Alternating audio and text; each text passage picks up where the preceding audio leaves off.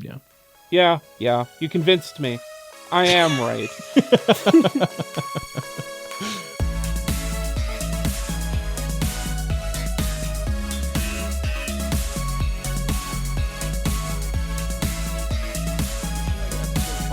This is hold on. Let me just quickly say, Mari Krombu Weebs. My name is Cole. His name is Jay. Oh, I just about did it. Mike's away. Don't worry. Like nothing happened to him. He's just. I should have told you. We gave him the week off. Look, we're very out of practice. Mike's not even here. It's just the two of us. We haven't recorded in like 3 weeks. Yeah, Mike is in the promised land of Japan right now. He's in a better place now. Yeah. so this is like vintage AniPro. This is original OG, the Anime Protagonist podcast. Yeah. Episode 176. And on this week's episode, we're going to discuss the Crunchyroll Award nominations. I guess who we'd be voting for and that stuff, just a general discussion about the Crunchyroll Awards. And we're also going to talk about the Switch 2 and all of that stuff that's going on around that. Thank goodness stuff is happening because we're like, what are we going to do? What are we going to talk about? Well, Mike's... What do we even do for this podcast? Like, what do we do? Do we talk about anime? I don't know. Jay, what's up? What's on your mind, Jay, as we used to say? Yeah, man, we're really throwing it back this week. I've just been watching a lot of anime lately. Moonrise came out. They did really funny. I didn't know when we did our preview that they were going to do this. But they did a full drop for that show.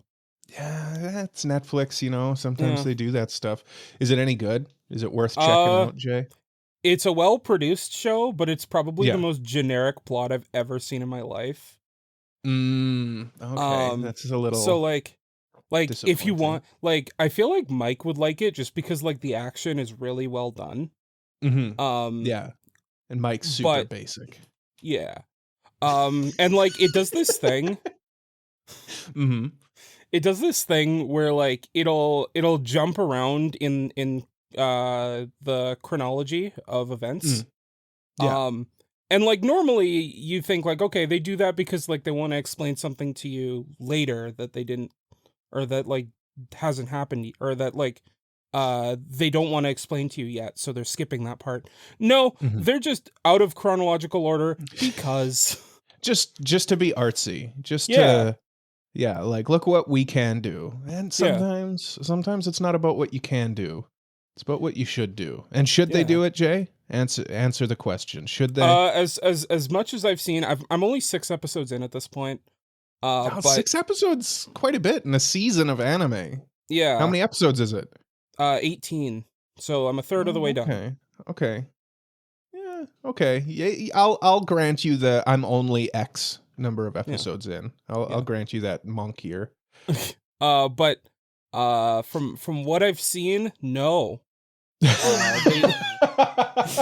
They should not be doing this. They should have just done it in chronological order, because it just like it would explain a lot more to me, and I'd be like, okay, I understand what's going on if they did it in chronological order than if they just like jumped around. Because like so they did like okay, we're gonna get you reevaluated because you're under suspicion for acts of terrorism 1 year later.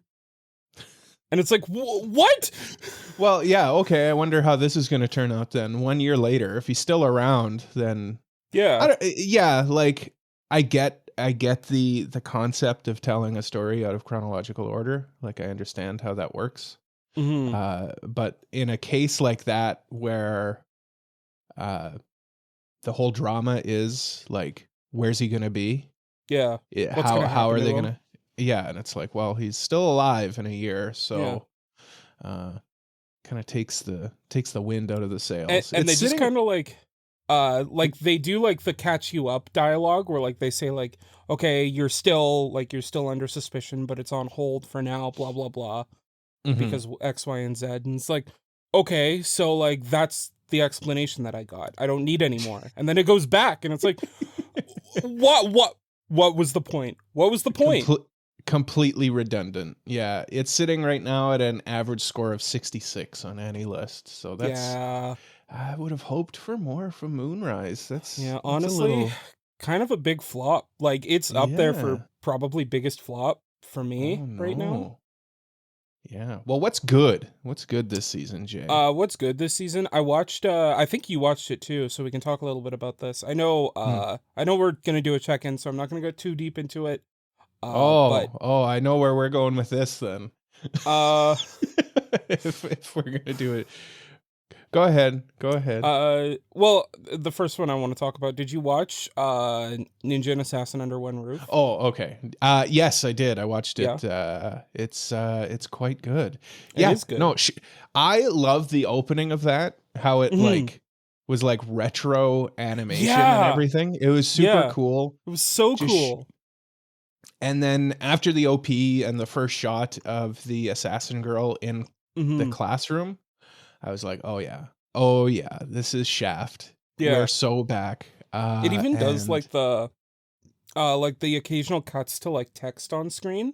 Yeah, in the sometimes show? No like big head tilts or anything like that, but like just the cinematography of Shaft and just like how they frame their shots and everything. It's just perfect. Yeah, it's really good. It's also like really the comedic timing's on point. Like I love the assassin kills someone and then like she just turns her to flowers and she's like, marry me. Yeah. No, they're like cuts to them looking at the next target and they're like, oh no, this is going to be a tough one. Like hard cut to her just finishing killing him and being like, oh man, you have like no remorse. Like you don't even care. And then she's like, just clean up the body. And then she's like, okay. And exact same energy. Like, well, you don't have any like remorse for this either. Yeah. Really solid comedic timing in that one and writing. Yeah, cinematography is really good in that. I also like that one. I thought you were going to talk about a show. How can I lead you into this? Are you trying to lead me into the Takamine-san show? No. I'm trying to lead you into a show. Okay, so Uma Musume, Cinderella Girl. Let me be subtle in how I present this. Okay. Imagine there was a horse girl who liked eating, who was also really fast at running. Okay, Uma Musume, Cinderella Gray. I guess we should have, because we didn't really talk about it during the preview because we didn't really know much about it at the time. Yeah, well, we didn't know that we were big horse girl people. I guess I'm gonna make it clear. I think you got ensnared much more than I did. It'll come up in a couple minutes, I'm sure. I'll pass the baton off to you from this, but Cinderella Gray, really good. Yeah, no, it's good, clean, tidy. I like the. I was a bit concerned because like going into the review, what would that have been now? 3 weeks ago. Yeah. For Uma Musume, Pretty Derby. You talked about like how you were reading Cinderella Gray, and it was a bit less, like it was a bit more serious, I guess, was one of your like critiques about Uma Musume. It wasn't as serious as you'd want it to be. So I was like, okay, like I'm sure it's good. Jay usually, sometimes, rarely has good taste. And my concern was that, okay, it's just going to be like Uma Musume, but like dark Uma Musume. No, it's quite, it's still lighthearted. Uma Musume. Yeah, like it's still got that Uma Musume vibe to it. I like the character dynamics. There's like these 3 bullies that are bullying Ugari Cap, and she just doesn't care. She's too oblivious to even know what's happening. Yeah. And I'm just curious, like, is this... Answer my question, Jay. Is this like a prequel? Like, is this supposed to be her like so before this joining? Yeah. So this takes place before Pretty Derby and everything. This is kind of at the start of the timeline. Yeah, I figured. I wasn't sure if it was like this is like a alternate universe where she's like not in the school, whatever it's called. No, she does Taken go to or the school, and we do see stuff like that there. The other part I like about this show, the trainer has a character. Like he's so much more of a character than the trainer in. He's not just a stand-in. He's not he's just not just a guy. He's not just trainer. Yeah. He has a name. But he's Kitahara, and he has like a whole story about him. Like the first episode, you just kind of you're just kind of introduced to him. He's he's a new trainer, and he's like just looking for a diamond in the rough, and finds one in Ogre Cap. But like I love their dynamic. I love kind of like how they meet and how they interact with each other.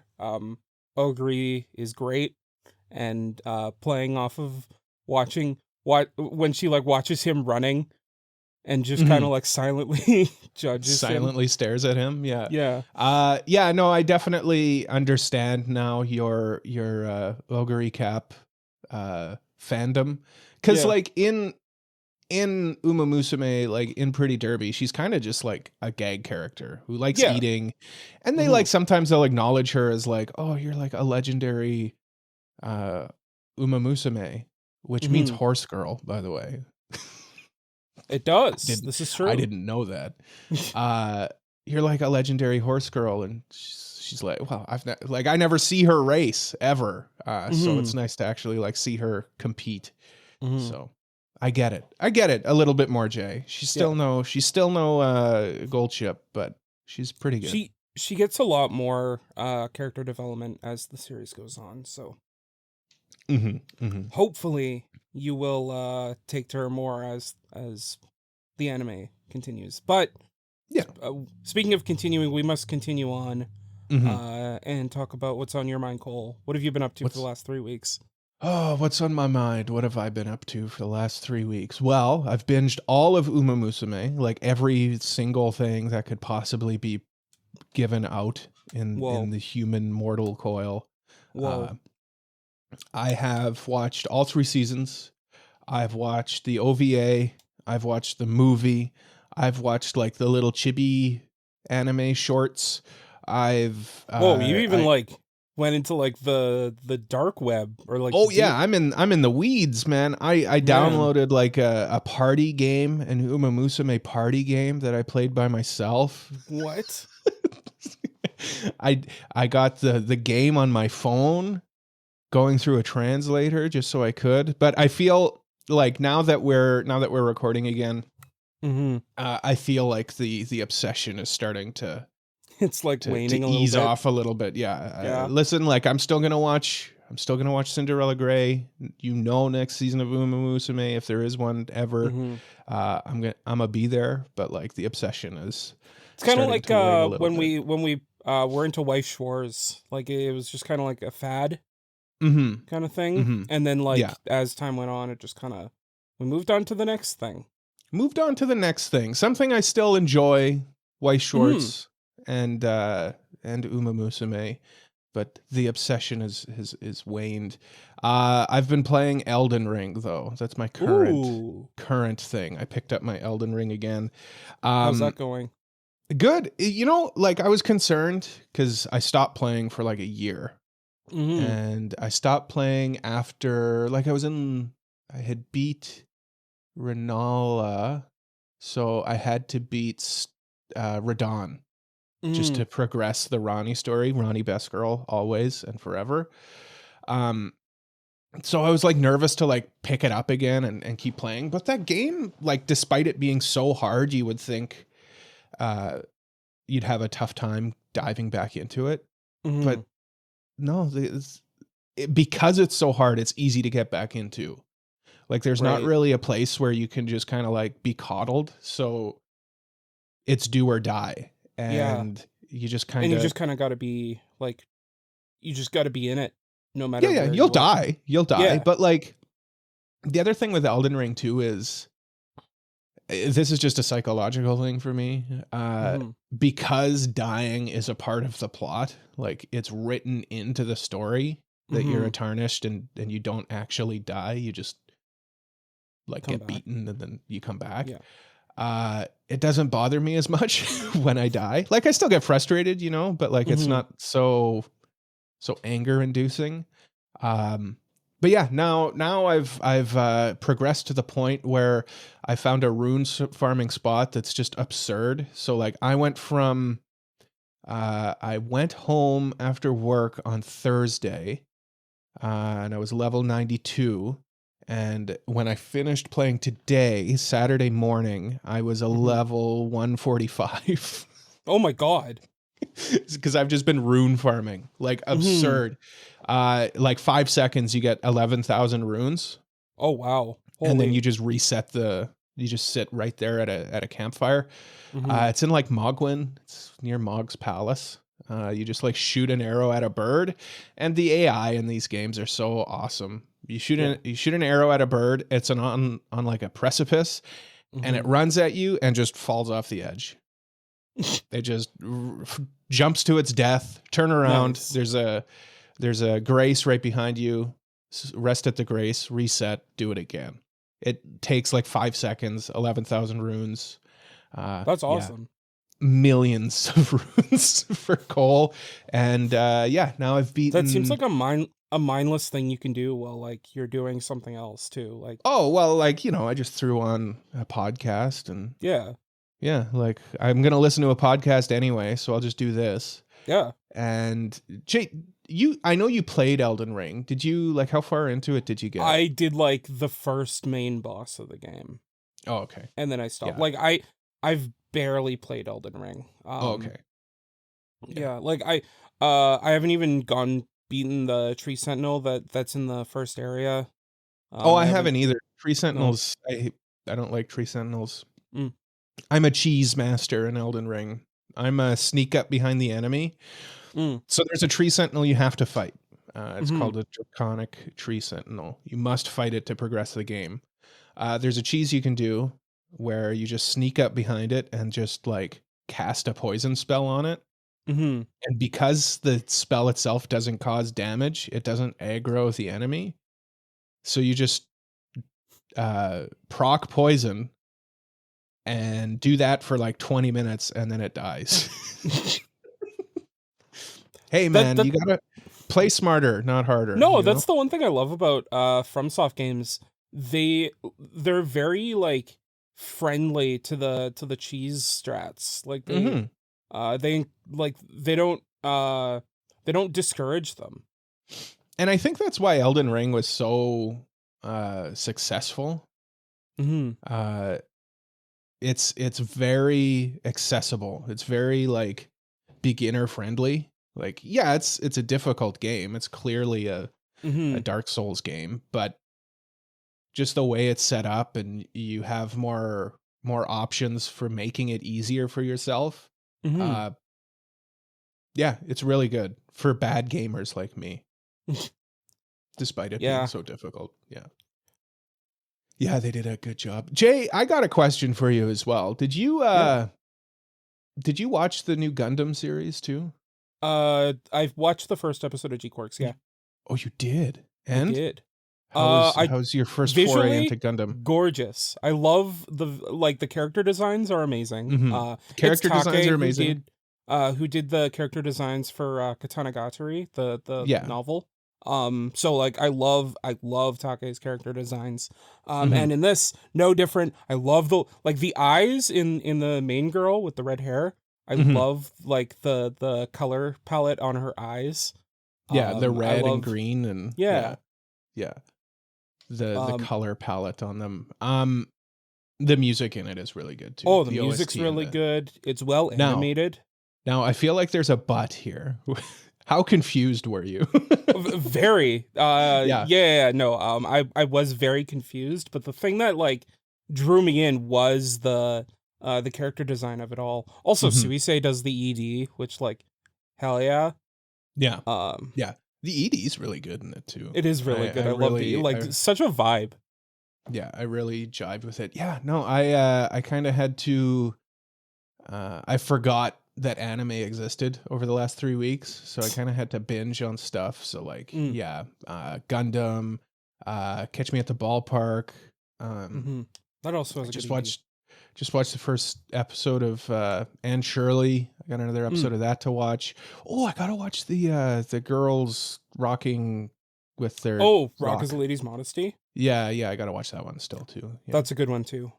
It sucks that everything's all over the place too. I know. We got stuff on Crunchyroll, High Dive, Amazon all of a sudden is doing anime again. Yeah. Yeah. Oh well. Your form. Okay, I want to talk about your Forma for like 5 seconds, if we can. Samsung TV Plus. What even? What even is that? Yeah. What is that? Who has that? I don't know. Well, like I do. I have a Samsung. I don't. But I don't have a Samsung. Yeah, I'm not. I don't think I'm gonna watch it. I don't think I'm gonna go out of my way. I don't think that many people are.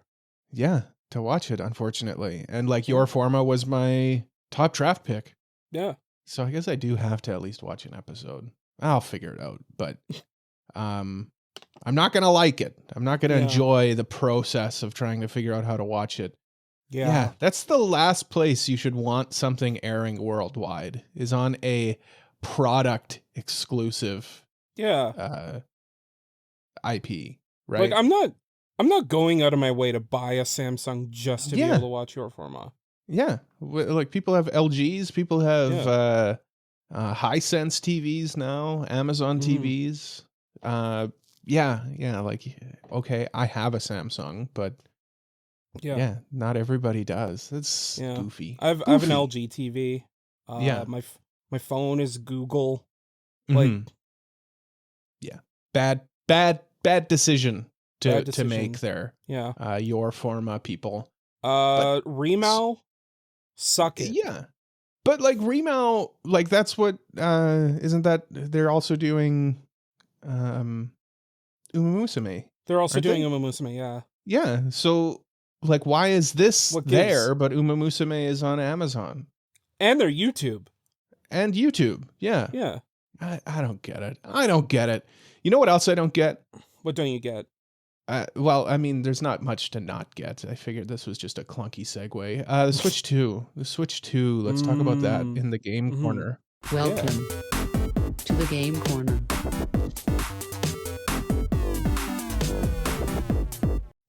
Game corner. We want to talk about the Switch 2 just really briefly. You know, there was a Nintendo Direct discussing the Switch 2, and there's kind of been a lot of discussion about the pricing of it, the pricing of games, which kind of leads into like the future of gaming a little bit in a weird way. Bit. Yeah. First things first, though, in Canada, we can't pre-order at the same time as Japan. We get the same pre-order date as the United States, which makes me upset because what did we do? What did we do to deserve this? I know, like, what did we do other than be above the United States? Yeah. Geographically. We're just here. We're just guys. We're just little babies who want our Switches. Yeah. And why do we have to pay more and why do we have to wait? We're being nice. We're being nice guys. We're not tariffing anyone. Yeah. well, we are now. Yeah.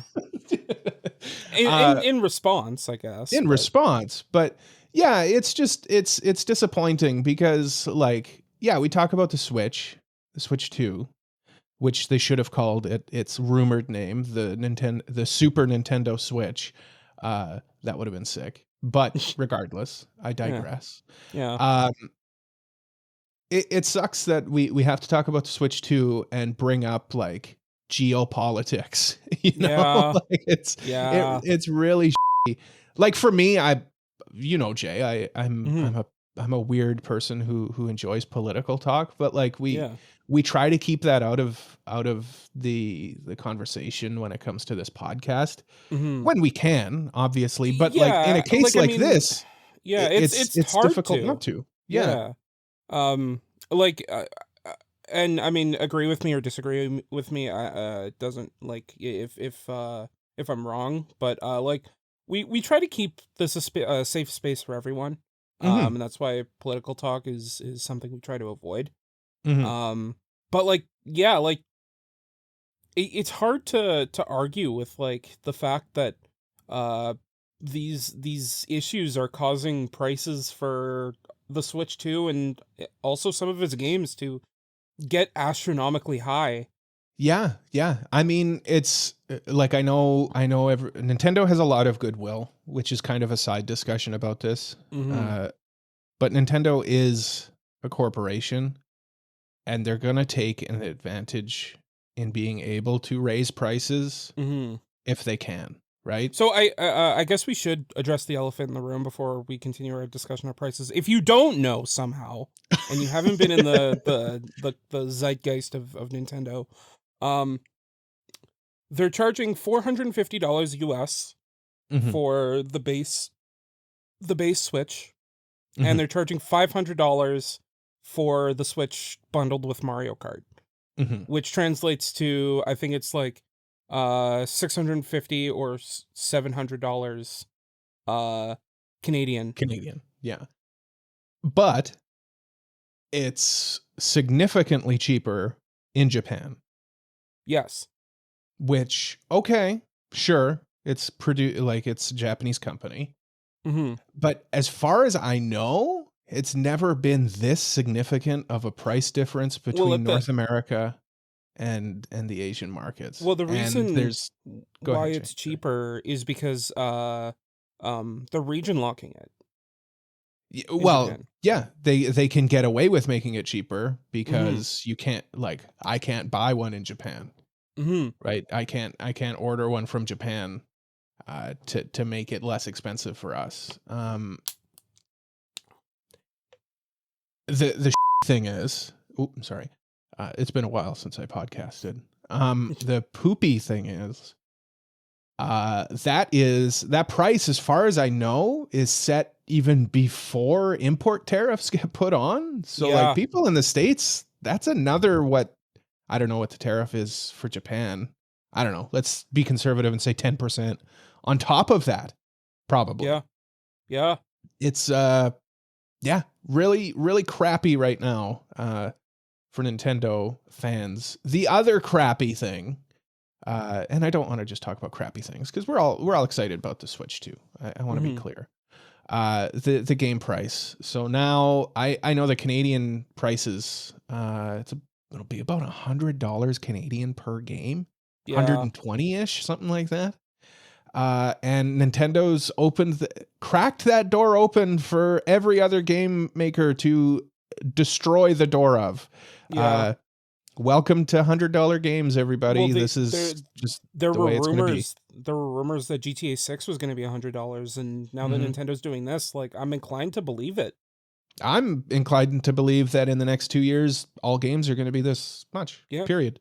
Yeah. Which, like, I get it. You know, inflation has been a thing, but for some reason, games have never kept up with that inflation, despite it costing more and more to produce games. I understand that we've kind of had it easy for a long time. It sucks because it's one of those things where if you're maybe short on cash, it's kind of the first thing you have to let go of, right? Entertainment and stuff like that. Because it's a luxury. It's not a necessity. Yeah, it's not great. As far as I know, this is just something my coworker told me as well. The C button mystery has been solved as well. Yeah. And that's another controversy. There's a lot of controversy behind the Switch, but yeah, so there's a chat function. That's what the C button is. Yeah. And they're charging for it. Yeah, it's quite whelming. Very, very there was all this speculation about what it could be, you know. What's this extra button here? What could we possibly be looking at? Oh, it's just a chat button. It's just a Discord button, Discord. Basically. Oh, why do we get excited for anything? Yeah. Are we still getting Switch 2s though? Unfortunately. I'm a hold off, I think. Yeah. if pre-orders opened when they were supposed to on the 9th, I was busy that day, so I wouldn't have been able to do it. And like probably would have been all snatched up by the time I went in to do it. So kind of glad it got delayed a little bit. Yeah, you can save up for a little bit longer. I think I'm gonna hold off, especially considering like how long they still produce games for previous generations now. Yeah. Like they're still making PS4 games, man. Like I'm sure I'll still be able to get a Switch. Also, like who was it? Like Nintendo of America or something said like if you can't afford a Switch too, just keep playing your Switch. It's Yeah. like, not the best sales pitch from you guys there, but okay, I'll take your advice. Okay. Just kind of, My tinfoil hat theory is that we're still getting Wind Waker and Twilight Princess HD on Switch 1 because we're getting Wind Waker on the GameCube Nintendo Switch Online. Yeah. And so the reason we're only getting it on Switch 2 is because we're getting the HD versions on Switch 1. Right. One can only hope because That'd it be was some of the other games that were kind of announced, there was all this speculation. Ooh, are we finally getting like some Zelda HDs and stuff like that? And no, it wasn't. It was like just riff-raff games that they said, here, this is coming. It's like, I guess the Bloodborne pseudo sequel. The Dusk Bloods looks cool. Yeah, people are hyped about that one. I'm my biggest disappointment though is like we barely got any first party things from this direct. Like I think there were like 2 like really substantial releases that were announced. Mario Kart, obviously, which does look really good. Sure, yeah. And 3D Donkey Kong or Donkey Kong Bonanza, which like whatever. Yeah. I mean, hey, everybody likes Donkey Kong, but nobody loves Donkey Kong. Yeah. Everybody likes it, but it's nobody's favorite. Yeah. I'm gonna get some and hate like mail who for knows, that maybe one. this changes people's minds. I hope that's the case. Sure, yeah. But I'm a little whelmed by this direct, to be honest. Yeah. How would like you everyone was like I was just gonna ask what your score would be for this direct. Are we gonna go AniPro score? Of course, yeah, any pro score. I'm gonna say consider it. Yeah. Just because like most of the stuff we got was like third party stuff that we already knew about or like was already on other consoles anyway. So like I can already play a lot of those games on other stuff, so why should I care? Yeah. On your brand new PS5.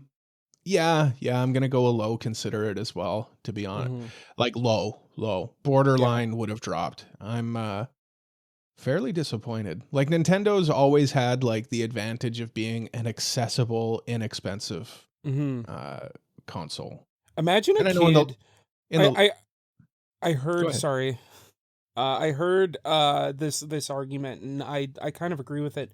Imagine a kid asking their grandmother to get this for them for Christmas. Right? Yeah. Like grandma's not buying that. Yeah, grandma can't afford that. It's almost $1,000. Yeah. Yeah, it's unfortunate. I know like in the long term a console purchase is quite inexpensive over the course of its lifetime. But that's still a lot of money to throw out initially for what is ultimately a luxury. Yeah. And then per game you're spending like $100. Yeah. 10 games will cost you over $1,000. Yeah. $1,200, $1,300, $1,400. Like it's a lot of money. A lot of money. But it'll still be super successful. I know that. Oh yeah. Because it's Nintendo and they're really good at protecting their IPs. And if you want to play the new Mario, if you want to play the new Zelda, you got to get a Nintendo. You must. Yep. So that's just how it works. Yep. And I'll have to buy one. I know I will. Eventually. I'll do it. I don't think I've ever in my life gotten a console on launch day. So, I was close with the PS5. I was very close. But like that was total fluke, like yeah, total luck of the draw. yeah.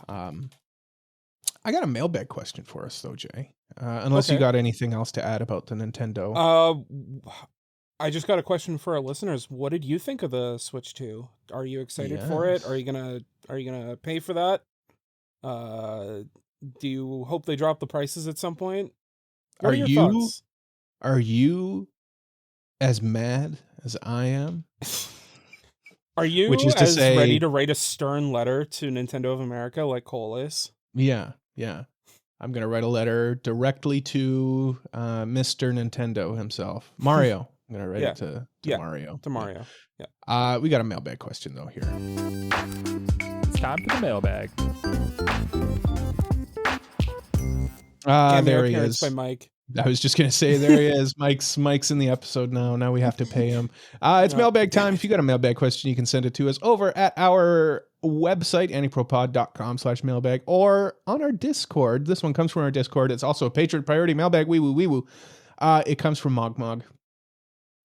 The question reads thusly, Jay. Okay. The main I'm character in the last anime you watched just robbed your house. What do you do? Jay, what was the last anime you watched? So the last anime I watched like right before hopping on to record today. That was From Old Country Bumpkin to Master Swordsman. Okay. And the main character of that is a 45-year-old sword master. Okay. Okay. So if he's robbing my house, he can have it. I mean, Yeah, not much you can do about that. not Unless much you I can got do like a about that. firearm in your house. Yeah, Which no, I don't think you do. I no, don't think you do. no. I only have prop swords in my house. I mean, you could use your prop swords. I Like you could. could do damage with a prop sword. Yeah, The problem is that guy does not have a prop sword. He has a real sword. he has a real sword. Yeah. Yeah, and likely would do more damage, I think. Mm-hmm. So he's This is getting true. all of your stuff. He's getting your brand new PS5. He's Unfortunately. getting all of your video games and books that Mhm. we see behind you. He's getting your ReZero hat. Yeah. He's taking your headphones. He's getting my my computer. He's getting my my chair. Yeah. Jay's going to just be standing in his boxers in an empty room after this guy's done. It's like that scene from Fresh Prince of Bel-Air where Will Smith walks in and the room's just completely empty. Yeah. Yeah. And there's a guy with swords walking away with all of your stuff in a comically large bag. Like a Just sack. like over his shoulder. Yeah. He's got it slinged off his sword. Yeah. Mm-hmm. And he's doing like the cartoony villain thing where he's like tiptoeing very animatedly. With like xylophone.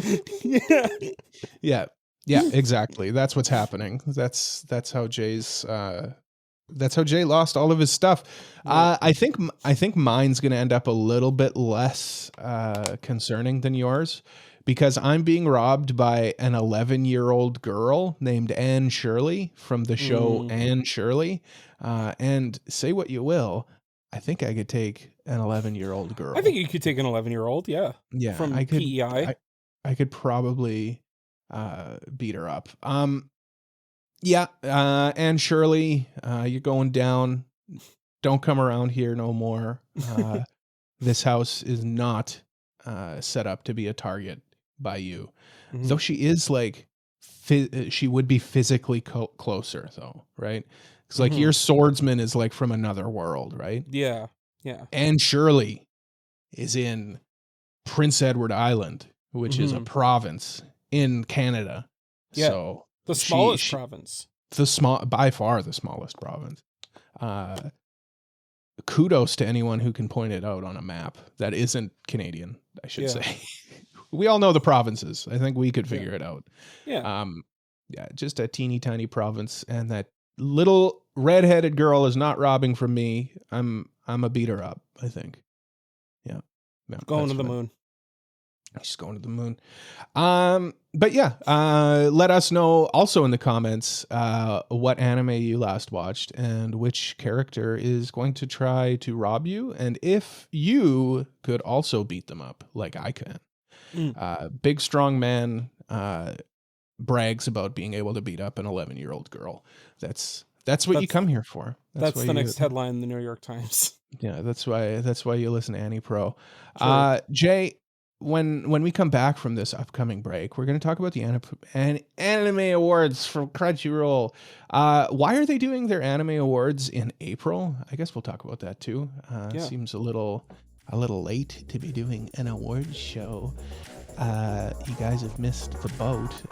Let's hop on this break boat though. It's sailing down the river of break.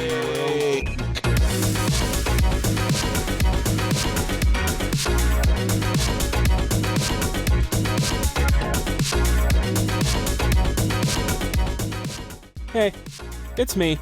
I'm taking over the podcast this week, like we always knew I would, to promote, well, AniPro.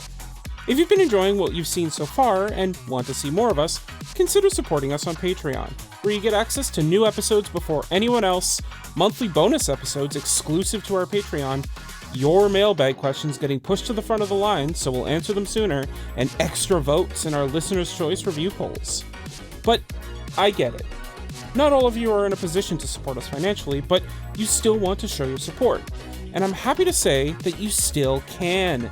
Rating us 5 stars on Spotify or Apple Podcasts helps other potential listeners find us easier. And joining our Discord server is a great way to interact with the hosts more intimately than ever before, or other listeners like you. So what are you waiting for? Support AniPro today, join the community, and remember, keep on keeping on. Whatever. Let's just get back to the episode.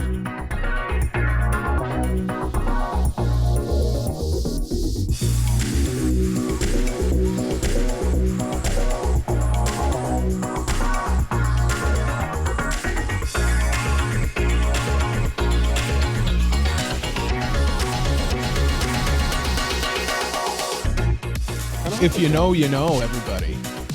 I know you know. Because like the way the idol stuff is portrayed in Cinderella Grey, it's like the most like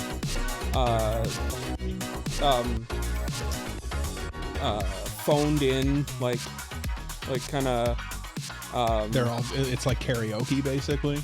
Like it like it's the biggest afterthought you could ever imagine. It really is though. Like even in like the movies and stuff, it's really the first season only where it's like a thing, and like the first episode of the second season. But like other than that, I don't even think in the third season, Kita-san Black is the main character of the third season, and I don't even think she does any idol stuff. Period. No. Period. Yeah. Jay, you got to watch season 2. Genuinely. In Cinderella Grey, like it's literally like in the background they're like, oh yeah, she's gotten better. Yeah like yeah it's good. Yeah. I get it, Japan. I get it now. I get it. Uma Musume slaps. Welcome back, by the way, even though we've been back. Yeah Uma Musume, I get it now. I get it. I'm gonna go. It's gonna be the most underrated Cinderella Grey, at least because it's actually airing. But it's going to be the most underrated show this season. And it's good. I like the first episode. Even if you just like, if you're like, I don't really care for the idol stuff, it's a good sports anime. Yeah. That's more what I think of it as now, is it's a sports anime, with like cute girls, cute characters. Yeah. Like if you got rid of the fact that they're horses, it still works as like a track and field show. Yeah, exactly. Right. Exactly. Like, and they all just have funny names. Yeah. Like Ogre Cap and Special Week and Gold Ship. Gold Ship. Gold Ship. Not Golden Ship. Gold Ship. What an excellent name. Excellent name for an excellent horse girl. speaking of excellence, let's talk about the Crunchyroll Awards for anime. The year that was 2024. Man, listen, I'm rusty. Okay. We've look, I mentioned this at the top of the episode. We're very out of practice. Mike isn't even here. Mike's not here. It's just me and Jay and Crunchyroll and you, the listener. The worst of the AniPro hosts, especially me. No, we can't say that, Jay. We have to keep. We have to be positive. We can't say that no one's favorite host is on this episode. Me. But we can think. We can think yeah, that. we can think about it. Just we can think about JK, it. JK. I think we're doing a bang up job, sans Mike. Yeah. Just like old times, Jay. It is. Yeah, we're gonna. First thing I just want to address with the Crunchyroll Anime Awards, which I kind of alluded to before the break. Why are you waiting until the end of April to be doing your awards for the previous year? We are well out of award season. It just seems strange. Like it seems like it's an afterthought, even from Crunchyroll. Meanwhile, I think the intention is like to really make sure that recency bias isn't a thing when voting. I get that, but like you've seeded your relevancy. You know, nobody cares. I think that's that's the biggest issue. And at the same time, and I'm gonna talk about this when we get to it. But there's one show in particular that they kind of shot themselves in the foot because it had another season that aired. So recency bias is still a thing anyway. Yeah. And like, it's easy for me to say this right now, but I just feel like, yeah, they've kind of like given up their role as the premier anime award. Like, I feel like people now talk more about like the Annie Trends Awards more than Crunchyroll Awards. It's it's a little disappointing. I mean, like, it's still Crunchyroll. Everybody still has it because that's where you watch most anime. I kind of wish the Crunchyroll Awards became more like the Game Awards, where like it was more about like announcing new stuff, and like the awards was just kind of like an afterthought. An afterthought, yeah. If you know what if you get what I mean, like I get what you mean. It's been weird too because like they've done the awards from Japan as well for the last couple years on like a Thursday. So like it comes out here in the middle of the night on a Thursday. Yeah. And like I get that it's cool to do the awards in Japan, but your main viewership isn't in Japan. Yeah. You are an English mostly English distributor. Yeah. It seems strange. Like most of your viewership is in the United States. Yeah. Do it from the States and bring people to the States from Japan. Yeah. If you have those connections. If you have those, which they do. I know they do. Yeah. Just it seems like something that you think would be cool, but then if you take the time to think about the logistics of it, it doesn't really work as well as you want it to. It kind of comes across as like, who is this for? Because like I'm sure Japanese anime fans are aware of Crunchyroll, but like they're not like oh, the Crunchyroll Awards, that's a big deal. Whereas like here it's much more of a big deal because like that's maybe not the main anime streaming service, but like one of the main streaming services for anime. Yeah. Yeah, exactly. I mean, they're the pinnacle of it, right? Like they get most of the shows, they get most of the people using it. Anyway, that's enough poo-pooing on them because we got lots of poo-pooing to do based on their nominations and who we would vote for and who we think will win, I think is how we're going to kind of do this. So we're going to start at the bottom of the list. We're going to skip over the voice acting because we don't really watch dubs and I feel like it's not really fair to only do subs. So we'll just start with best ending sequence. They have 6 nominees per category, and they are the ED for Ranma 1/2, the ED for Oshinoko, the ED for Elusive Samurai, Kaiju number 8. Is that Solo Leveling, Yep. and Don. Another thing I just want to say, Crunchyroll, can you say the name of the show here, please? Yeah. They have the name of the song and the studio, which are like, okay, song name, understood. The studio is not something I'm concerned about when it comes to ending sequence. I want to know what Yeah. show it was. It just seems a little funky. Jay, out of those 6, what stands out to you? Where are you leaning, do you think? So are we talking about who am I voting for, or who do I think is gonna win? What we Who are starting you with? voting for? And then we'll Okay. say, yeah. Yeah, okay. So I think personally there are I think 3 kind of stand out amongst Mhm. the other 3. Yeah. The ED for Ranma and Half would probably be my vote. Okay. It's just like it's so cute. So the art style is super interesting. I love the vibes of that ED, Mhm. and it's just like a very good Ranma 1/2 ED. Yeah. Not to take away from the other ones. I also like Burning from Oshinoko. And then Tai Dada from Dan is also really good, but Mhm. yeah, Ranma 1/2 just kind of takes it for me. Yeah. Yeah. And you talked about that even when it came out. Hmm. You were a big fan of that ED. I think I'd probably go with Don for this one. I feel like it had a lot of character. The Hmm. song was pretty good. Um, yeah, I feel like it makes my monkey brain go, ooh, ah, Hmm. and I like it. I like it. And who do you think will win, Jay? I think the winner, and I kind of alluded to this, and it's because the second season is still in the voters zeitgeist, Mm, and that's Solo Leveling.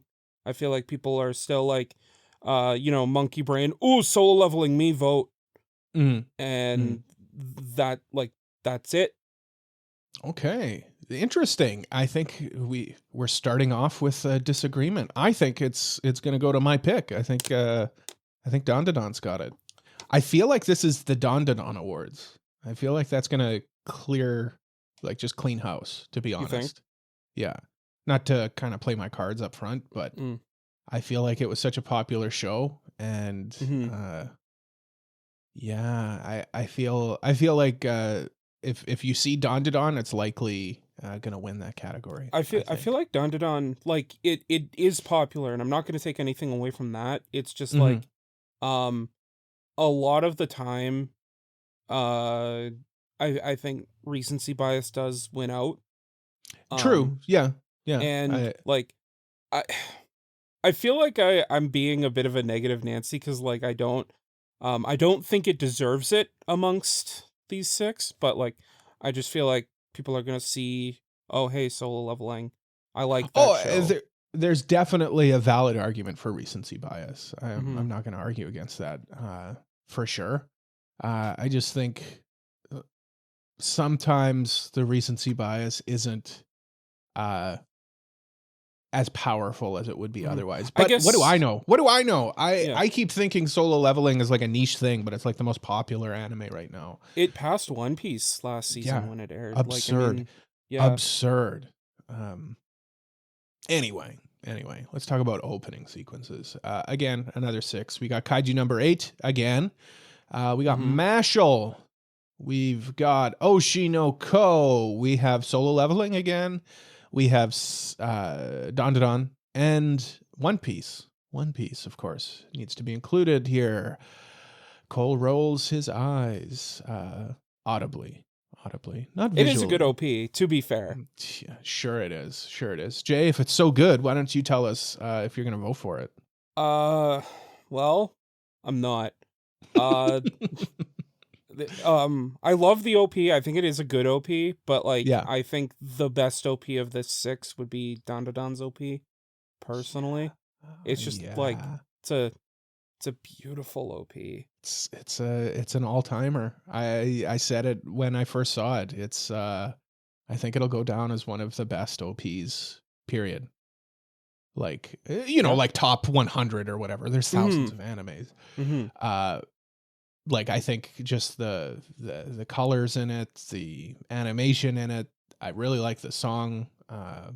And of course, it's a popular show again. Yeah, I'd vote for Dandadan all the way. Yeah. Easy pick for this one too. Yeah. Who do we think's going to win? It's weird because like a part of me really wants to go solo leveling for the same reasons that I did, but at the same time, like Creepy Nuts for both Bling Blang Bang Born and Otonoke are super popular. Like they were probably the top 2 OPs of the year for a lot of people. Just the virality of Mashal's OP and just the vibe, I guess, of the Dandadan OP. They've kind of like Creepy Nuts has kind of gone off with their OP game a little bit. Yeah. It's crazy. They've kind of taken over a little bit, and it's a little scary. I'm here for it. I like it. Yeah, I like it. It's different. It's not the same like J-pop and J-rock. Like you know, like J-hip hop. Yeah, come on, let's go. I'm here for it. But where are you landing though on this? Where are you landing this bird, Jay? It's tough because like genuinely between those two, I could see it going either way. But if I had to pick, I think I gotta lean toward Mashal's just because of the song. Okay. Like that song went viral this year, which like not to take away from Dandadan's, like we both were gonna vote for it, but like it's kind of nuts how popular that song was. Kind of creepy nuts how popular that was. I am going Dandadan. Not to say that again over again. It's just I feel like it's it's splitting hairs here, right? Like they're both really good. I just feel like Dandadan, you do have to kind of maybe take your personal bias into it a little bit, and I guess that would be kind of the tie-breaking factor. Yeah, I just like there's a big part of me. No. I get what you're saying, and I think that like from a certain lens, I would agree. I just like also think like I feel like people vote primarily based on what the song is rather than the visuals. True. Yeah, that is true. Yeah. We got another one. This one's best score, which does not mean best like score. They mean like best OST, you know, just to be clear. Because often when we say like, what's the anime score? We're talking about like its rating. In this case, we're talking about like, you know, the score of it. The music. I digress. We got Bleach, 1,000 Year Blood War Arc, Dandadan again. Here it is. Demon Slayer, Free Ren, Look Back, and Solo Leveling. I feel like movies shouldn't be included in this. That seems a little unfair. But Jay, where are you leaning on this one? Look, you said that this is the Dandadan Awards, and I feel like Dandadan's not winning this one. It's the Solo Leveling Awards, and I'm gonna go with Solo Leveling. Like you got, first of all, people just Unga Bunga's solo level voting, and then B Sawano does the OST. It is Sawano, yeah. People see Sawano and they're like, that's the one. That's the one. Oh, I'm going Free Ren, man. The OST in Free Ren is. I'm sorry, I got that backwards. What are you voting for? Yeah, sorry. What am I voting for? I guess I played my hand a bit. That's fine. But yeah, no, I would agree with you. I go with Free Ren. Yeah, okay. We're both going Free Ren then for our personal favorites. The score in it, I just like a traditional score, you know. Yeah. Unless you're doing sci-fi, but even then, like a traditional like orchestration. No, and the score for Free Ren is beautiful. Like it fits the vibe of the show so well. Yeah. Now you said Solo Leveling will likely win. I'll go Solo Leveling on this one as well. I think this one would just be which one's most popular, to be honest. I think I think this one kind of does come down to a popularity contest, and it's a little unfair because it had season 2 come out recently, and I think people are going to think of season 2 when they're voting. Yeah. To be clear, Free Ren should win. Ren should win this. Yes. But it's score is like one of those things where I feel like people just kind of click on whatever's the most popular. It's a bit too artsy fartsy for the layman. Yeah. Next we've got best anime song. So we've got Abyss from Kaiju number 8, which was the OP. Yeah. We've got Bling Blang Blang Bling Blang Bling Bling from Mashal, which was the OP as well. We've got Fatal from Oshinoko, which was the OP.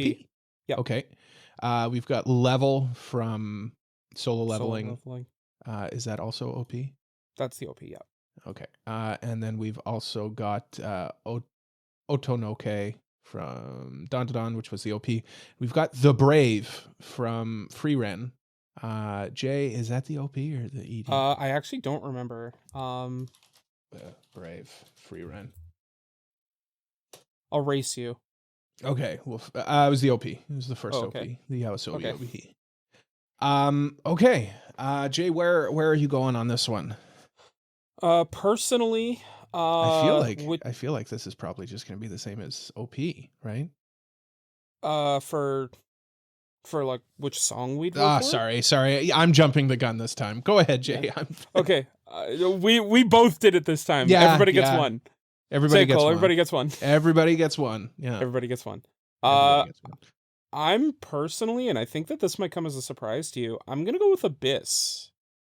Okay. Personally. That is surprising. I didn't think you were into that one. Okay. I like the song. I just don't like the visuals for that OP. Okay. But I do like the song. Okay. Well, Abyss is on my playlist where none of these other ones are. But that's more from me just not adding stuff to my playlist in a while.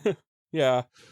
I think I'd probably go Otonoke as well for this one. That's fair. Yeah. I just like the vibe of that one. It's cool. It's got different like feelings to it, you know, like the chorus is one way, the verse is another way. Abyss is I like Abyss. I really like the song. I just wish it was a little bit longer than that would probably be my one critique for the song, but like the song is a minute and 40 seconds. Yeah, it kind of says a lot about like how much you like a song when you're like, I wish it was longer. Yeah, that is true. That is true. I just there's a part of me that just feels like who did the OP for what was his name? For Kaiju number 8. Yeah, who wrote Abyss? Yeah, he's not a Japanese an English. He's British. British. Bottle water. Abyss. Youngblood. Yeah, I just feel like Youngblood like wrote the song as an afterthought to just be like throw this in an anime. Yeah, and, like it's good. He's clearly like a good songwriter. It just kind of feels like he just kind of went, here you go. Yeah, I can see now that. what is winning? And what I was getting at was it's kind of just like we're probably just going to end up falling on the same ones that we did for OP because we talked about it. People usually just vote for the song when it comes to OP. Yeah. So without answering for you, are you going bling bling bling bling bling bling? Yeah. Bling, bling? Yeah. Okay. And I'm also going Otonoke as well. Yeah. Easy one. That's an easy one. That is a very easy one. Next up, we got one that they stole from us. Must protect at all costs character. JK. I think we stole it from them. I think we did, yeah. We got Anya Forger from Spy Family. Jay, I'm going to need your help on this one because there's one on there. I don't know what it is. We got Free Ren from Free Ren. We got Okaroon from Dawn to Dawn. Senshi from Delicious in Dungeon. Okay. Tokiyuki Hojo from Elusive Samurai. Yep. And Yuki Itose from Sign of Affection. Sign of Affection. Okay. I'm not feeling any of these, if I'm honest. Jay, no. where are you landing on who are you protecting? I just want to double check. I think I know who Yuki is, and if it's who I think it is, then I'm voting for her. Okay. Well, while you're looking that up, I'll just say I'll go Anya, I guess. Like, Frieren should be eliminated from this. She's far too powerful. yeah, to require she can protect herself. Yeah. Okarun, I don't know. He just doesn't have that energy. He doesn't have the protect vibes. Like, maybe he's best boy, but he's not must protect. Mm-hmm. You know? Mm-hmm. Senshi, like what? Senshi, he's like dwarf who can easily protect himself. Mm-hmm. Tokiyuki Hojo, I just can't vote for because I don't know. Yeah. The Elusive Samurai. He's the main character, right? Yeah. Yeah, and like he seems to do a decent job of protecting himself. Yeah, he's good at running away. That's why he's the Elusive Samurai. And again, I haven't seen Sign of Affection, so I can't. In good she's conscience. she is the character I thought it was. She's the main girl. She's a deaf, cute girl, and I'm picking her. Yeah, I'm going Anya because she's literally a child and should be like actually protected. You know. Mm-hmm. Mm-hmm. And Anya's fun. I like Anya. Who's going to win, Jay? It's tough Anya? because like you said, a lot of these characters can probably protect themselves. Mm-hmm. I'd probably agree with you that Anya would probably win just because like she's a cute kid that people would have those must protect feelings for. Yeah. But yeah. I'm going Anya. I think Anya will win. Mm-hmm. Best supporting character. Okay, this isn't fair. We got Fern from Frieren. Mm-hmm. We got Himmel from Frieren. What are you doing? We got Jinshi from the Apothecary Diaries. Psycho from Dawn to Dawn. Senshi from Delicious in Dungeon. And Turbo Granny from Dawn to Dawn as well. Oh man, Jay, who are you going for? I'm going for Fern. Great girl, great character. Out of everyone here, I think she's the best. And I don't need to say any more because all of you already agree with me. Bold of you to say that. I am going to vote for Fern. Because she's a great character. She's awesome. She's the best. And all of you are going to agree with me. And honestly, this is very weak. This is a very weak lineup. Yeah. I'm not too crazy about any of them. I like Jinshi from Apothecary Diaries. He's borderline a gag character though. Like just in a little bit. Like a lot of his charm comes from just his interactions with Mao Mao. With Mao Mao, and yeah. Like if Mao Mao wasn't there, I wouldn't care about Jinshi at all. Yeah, and I think at the same time, like, the parts of Jinshi that I think would make him an interesting character just haven't been introduced yet. They have in the anime now. Okay. But like in the first season or did season they just one? No. Season one, yeah. he's just Jinshi. Where like now we're in the now anime. We actually know who he is and what's going on. Yeah. Who's going to win? Who's going to win, Jay? I'm gonna go. I mean, hey, I think it's a race between two, but I'm gonna go with Fern, honestly. Yeah. Yeah. I don't know. There is another one that I could see winning, but I just I think it's Fern. This one's tough. I don't know. I really don't know. I'll go Jinshi, I guess. Apothecary Diaries, people like that. And Jinshi's a hot guy. So I think people like him. Where else were you leaning though, Jay? You kind of I was also leaning Seiko from Dawn to Dawn. I know people were really thirsting after her. That is true. Yeah. When the show aired. So that is a factor that we have to take into account. Okay, next up we got best main character. We may as well stop with the first one with who we're going to vote for. Frieren from Frieren. Next up we got Kafka Hibino from Kaiju number 8. Momo from Dawn to Dawn, Okarun from Dawn to Dawn. Oh no, Mao Mao's here from the Apothecary Diaries, and Sung Jin Woo from Solo Leveling. Solo Leveling. Jay, who are you voting for? Look, there are a lot of really good characters, and it could really be a free run. Yeah. Oh, this one is tough. It's between Free Run and Mao Mao. I should be clear. The other ones I don't care about. Yeah. To play off of Jay's meme, it could be anybody. It's either Mao Mao or Free Run. I'll go Mao Mao just to split the difference then. Okay, yeah. Mao Mao's awesome. I love Mao Mao, but I love Free Run too. I love Free Run. She's really good. Who's going to win? Sung Jin Woo. Yeah, I didn't want to burst our bubbles because like we're both like very high on these like genuinely good characters. But like in our opinion. But like solo leveling it go burr. It go burr and people love it. Yeah. It's tough to compete with that. And like you said, it's airing right now, so it gets that bit of a boost too. Best slice of life, which I love a slice of life anime, and we got some really good ones here, actually. Yeah. We got Laid Back Camp Season 3. We got Makaine, Too Many Losing Heroines, Mr. Villain's Day Off, My Dear Friend Nokotan. One of these things is not like the other.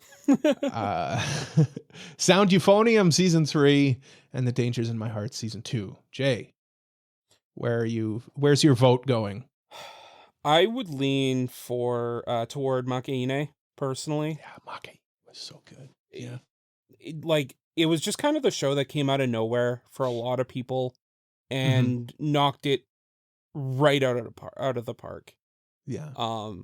It in both writing and production, it's just a really, really good show. And it captured a lot of attention this year. Yeah. So. Yeah. It came out of nowhere. Like, none of us drafted it, but it ended up being like one of our favorite shows that season. Yeah. Like we were all kind of like, this would probably be our 6th draft pick. Yeah. Yeah. In hindsight, I think that probably would have gone in the first or second round at least. Yeah. I'm going Sound Euphonium Season 3. The wrap up of the Sound Euphonium story. I love Sound Euphonium. Kumiko Umae is one of my favorite characters. Period. And Sound Euphonium Season 3 would get my vote. Now, Jay, what is winning? I don't want to be a guy. I don't want to double up because like I get it. Well, double up. But I genuinely do think it's going to be Makaine. I think for all the reasons I said that I was voting for it, I think a lot of people are going to think the same. Yeah. And yeah, I think it's going to win. Yeah. Very good argument. I would tend to agree with you if I had faith in humanity. Unfortunately, I don't. So I'm going to say that My Dear Friend Nokotan's going to win this.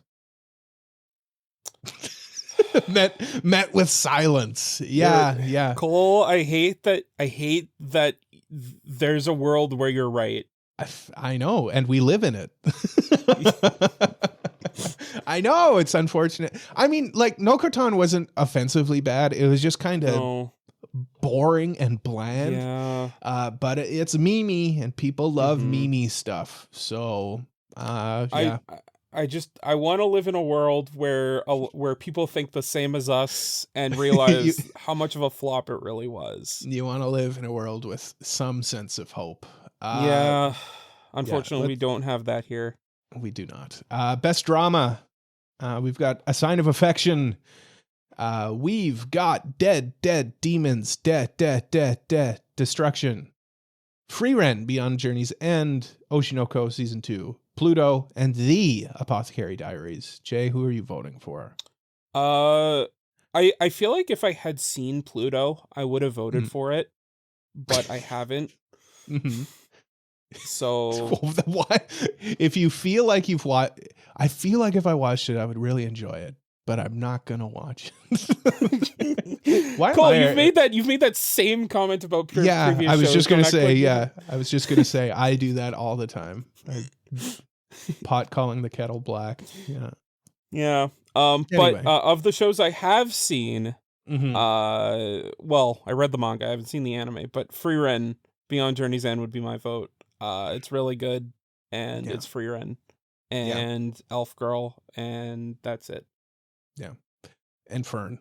And Don't Fern. forget about Fern. Yeah. No, never. And Stark. To a lesser degree. Okay, here's the thing though. Best drama, right? Mm-hmm. Apothecary Diaries is really, really good, but it's kind of episodic in a weird way. Like there is like an underlining story that goes over it, but it's not the same. Where I feel like a drama, it kind of has to have like it's playing out, right? I gotta go Frieren as well. I gotta go Frieren for this too. It's just from top to bottom, it's just a better dramatic show. Yeah. And it's well produced. It's well done. Frieren. What is going to win, we've talked about it. Like Frieren could go down as like one of, if not the best anime of all time. Best fantasy anime for sure. Oh, for sure. I think without, but like it's argument. still number one on I think both AniList and Mal. Yeah, deservedly so. I think it's difficult to find flaws with Frieren. Maybe it's slow, but like that's kind of just like the show. It's not slow. That's just how it's paced. Like that is what it's doing. It's not doing it as a and like it's not paced poorly. It's slow, just slow. As weird as this sounds, it being slow fits the theming of the show because like it's kind of like enjoy the moment, right? Yeah, true. Thematically, what is winning though, Jay? What is winning? As much as like I could see Apothecary Diaries winning because I know how popular it is and how many people like it. The same can also be said about Frieren. Yeah. And I think like the average person is voting for Frieren more than Apothecary Diaries. I think between the two, like if you had to pick one, I think most people would pick Frieren. Again, same reason. Like I think it's just a better overall show. Period. No discussion, no notes. Yeah. Don't come at me for being right. I'm always right. Best Isekai anime, Jay, we've got Konosuba, season 3, I should say. Mushoku Tensei season 2, and then they've got ellipses, so I don't know if they mean part 2, whatever. Mushoku Tensei season 2 core 2 is what core 2, thank you. Is what it says, yeah. Yeah, it's all ellipsized on mine. ReZero season 3, Shangri-La Frontier season 2, Suicide Squad Isekai, and that time I got reincarnated as a slime season 3. I feel like one of these things isn't like the other. Yeah, one of these things is not an isekai, but whatever. I guess where else would you put it? We're talking about Shangri-La Frontier, by the way. Also, one of these things isn't good. Well, arguably a few of these things isn't good. Suicide Squad isekai. Yeah. Jay, where are we both voting Mushoku Tensei? I think so. Like, don't get me wrong, ReZero season 3 was good. I think that like my biggest issue with it, and a lot of people's issues with it, is that it was a lot of talking. The show, like the season, is a lot of like, I'm gonna go talk to this person, now I'm gonna go talk to this person. Fetch questy. Very, yeah. Video gamey. Ironic. Yeah. Considering there is one that is a video game. Yeah. That's true. Mushoku Tensei though was like, I don't know, Mushoku Tensei is like groundbreaking.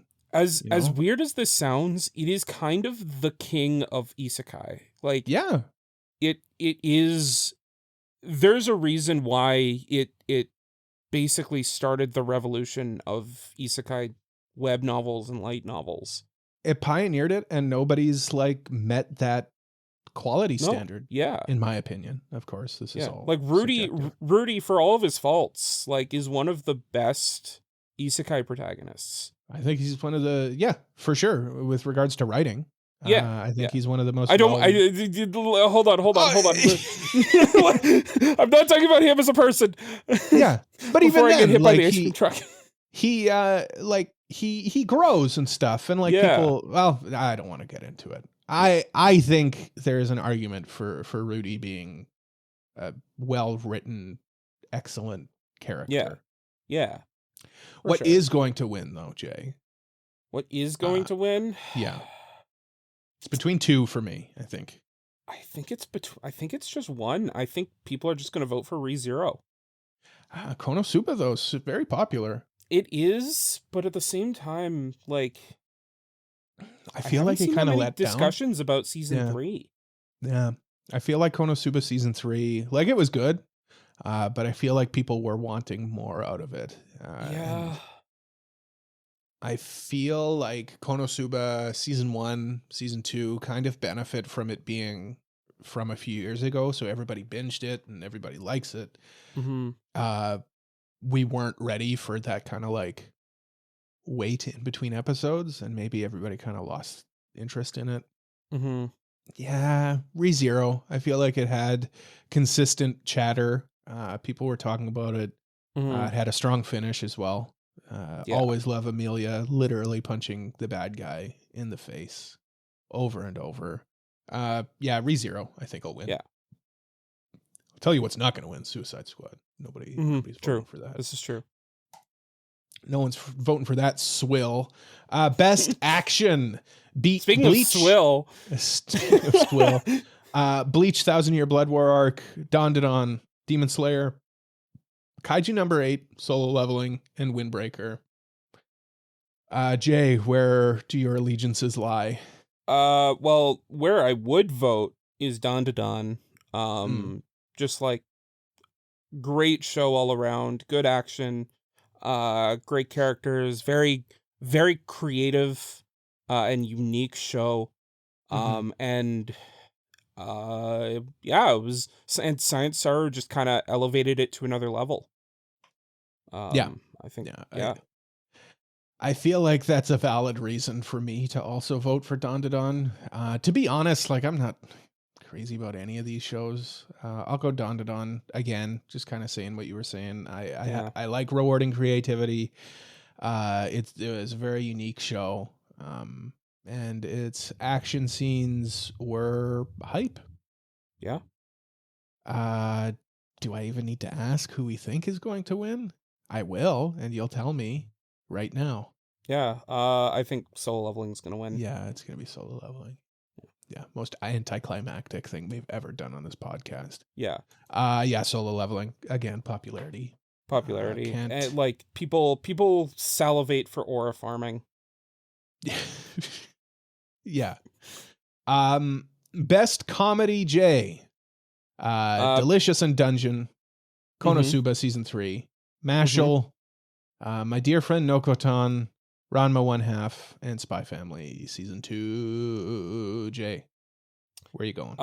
Best comedy for me, I'm going with Ranma 1/2. It's this show is based on a manga that came out in the 80s and is still good today. And that if that doesn't say anything about a show, I don't know what does. But Ranma 1/2 is just kind of built different from the other shows on this list. Yeah. I'm going to vote for Ranma 1/2. It's based on a manga from the 80s, and it's still good today. I forget what else you said. I remember you saying it's built different. And Ranma 1/2 for sure. I feel like it's just a more complete package as well. It's funny. It's also sweet. It's also sour. It's also salty. And I like it for all of those reasons. Yeah. And it's just a pretty show too. Well done. Well done, Mappa. Keep treating your people well. Good. Yeah.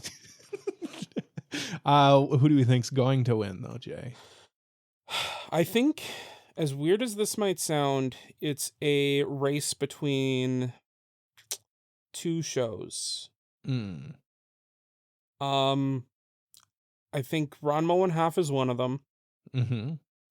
And as weird as this might sound, I feel like Delicious in Dungeon is another one that I can't rule out. Okay. Just Okay. because, like, I Yeah. know Delicious in Dungeon is very popular, and, like, maybe it's not, like, the funniest show of the list, but it's probably, like, people just vote because they see the name and they like Yeah. Delicious in Dungeon. Yeah.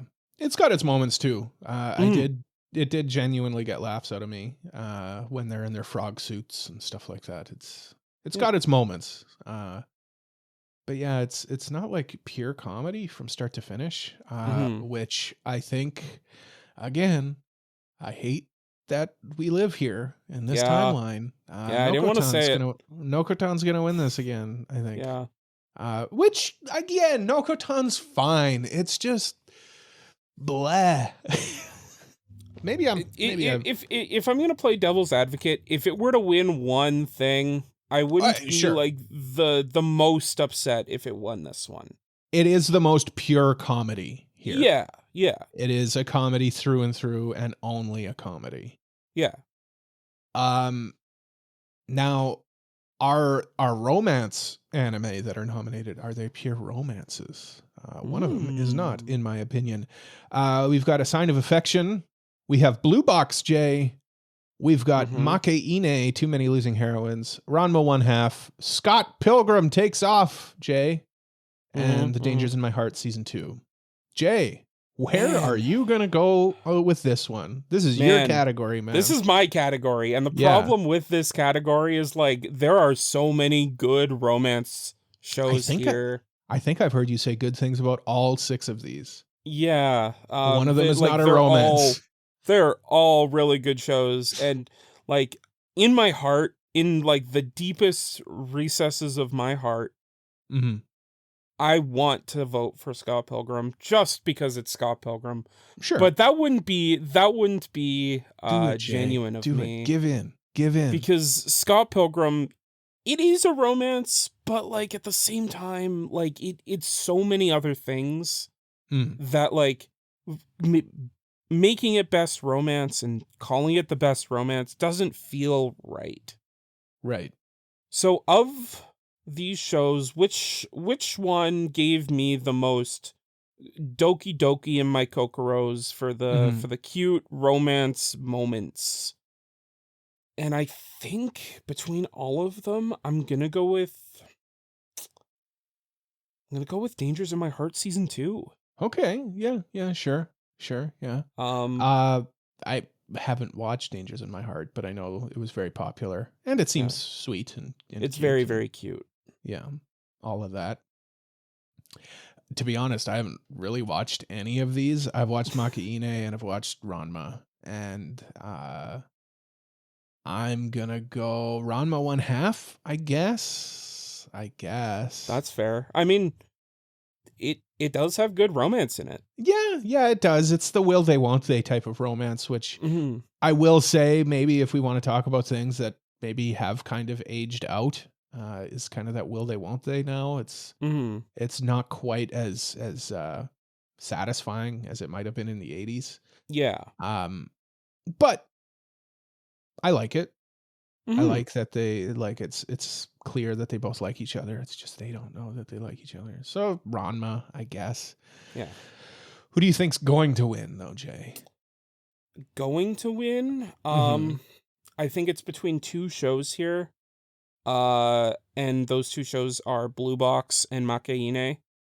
If I had to make a definitive choice, I think I'm gonna go with Make Ine.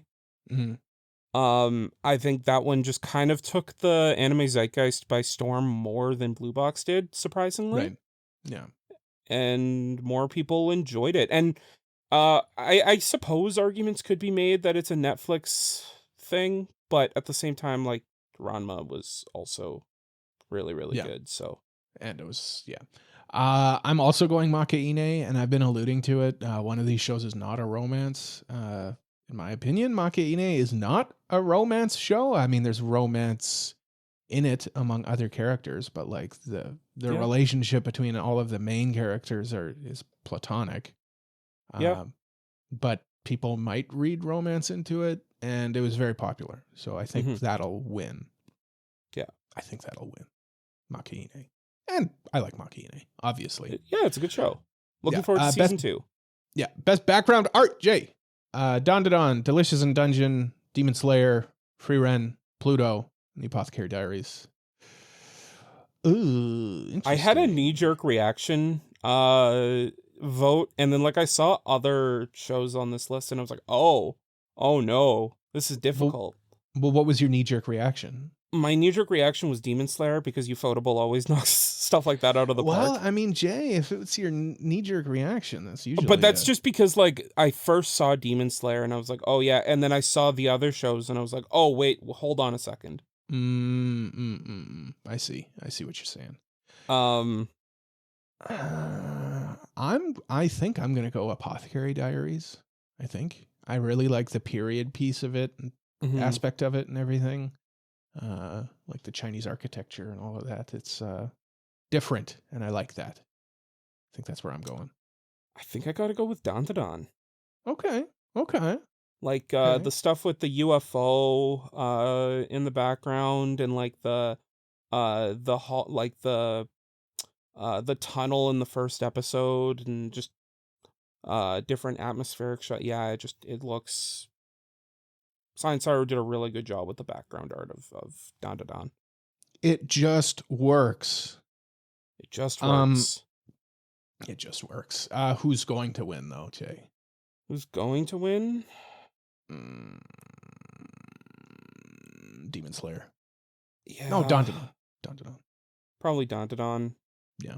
Yeah. Yeah. You convinced me. I am right. What an argument. Okay. All right, Jay. They have nominated Best Director. These are a bunch of Japanese names that I'm going to butcher. We got Fuga Yamashiro from Dawn to Dawn. We've got Haruo Sotozaki for Demon Slayer. Keiichiro Saito from Free Ren. Megumi Ishitani from One Piece Fan Letter. Norihiro Naganuma from The Apothecary Diaries. And Yoshihiro Miyajima from Delicious in Dungeon. I think I did a really good job with those names, Jay. You know, Cole, you did do a good job. You deserve a gold star. Thank you. Jay, who are you voting for on this one, though? Who am I voting for?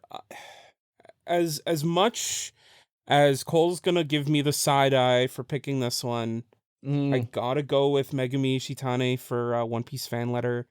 Just a beautiful show, or a beautiful one episode OVA. Right. And it gorgeous visuals, super well directed. And need I say more? It's the One Piece episode that is genuinely a fan letter to One Piece. Well,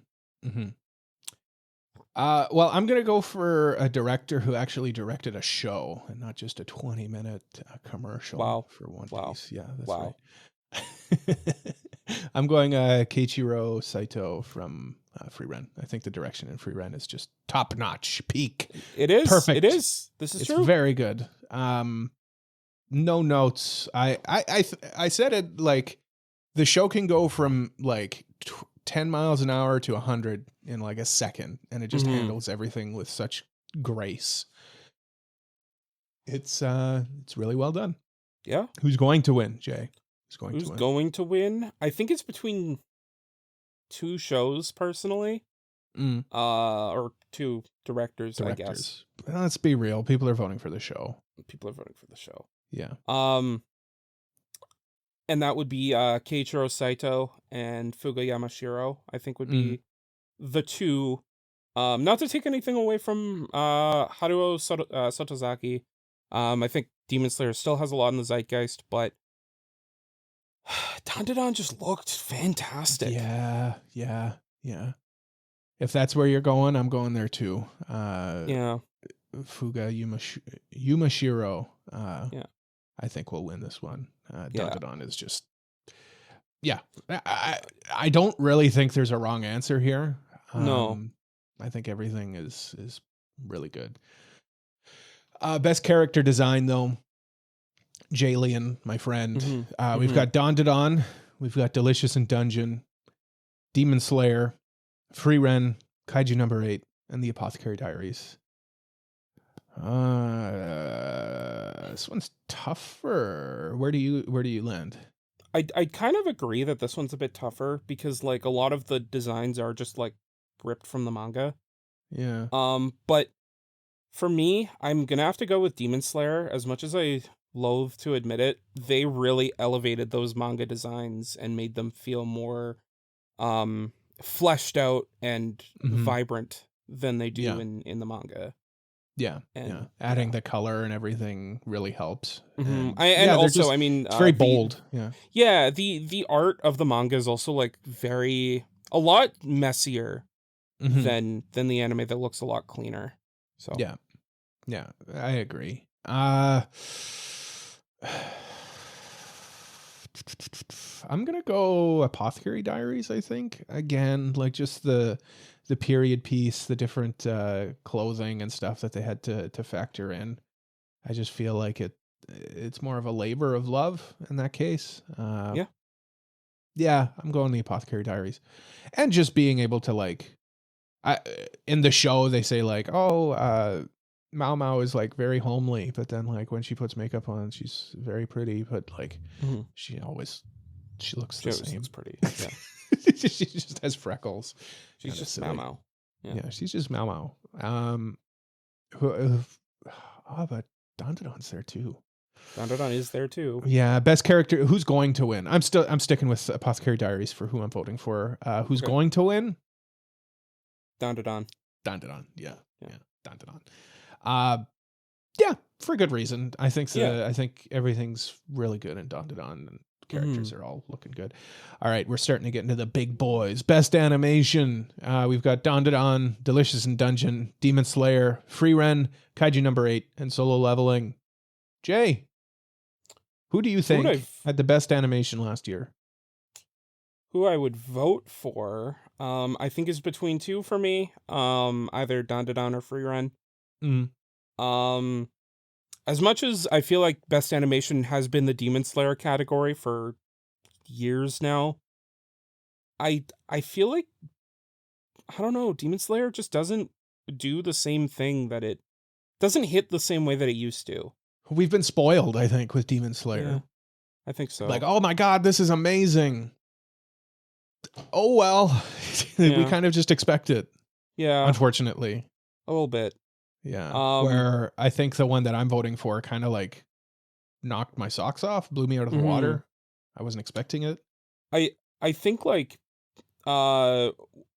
between the two that I'm looking at, one is kind of like a marvel of like traditional animation, whereas the other feels more what's the word, eccentric in its animation and style. Right. And I mean, as much as I want to go for Free Ren, because like it is like it is a marvel of modern animation. Dandadan, just like from its art style to its animation and its creative way of its creative method of animation, it just like kind of bumps it up a little bit more. Yeah. It was a little bit more experimental, I guess. Yeah. Jay, you don't have to feel bad about not voting for Free Ren, because I'm voting for Free Ren, so don't worry. Good. We've got our bases covered. We got our bases covered. That's good.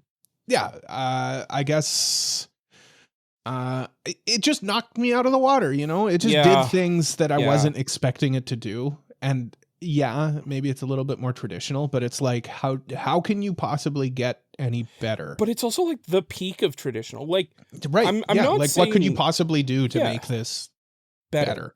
Yeah. Like, I'm not trying to argue that traditional is bad or anything. It's just like, oh no, I know what you mean. Yeah. It's between an apple and an orange. Yeah.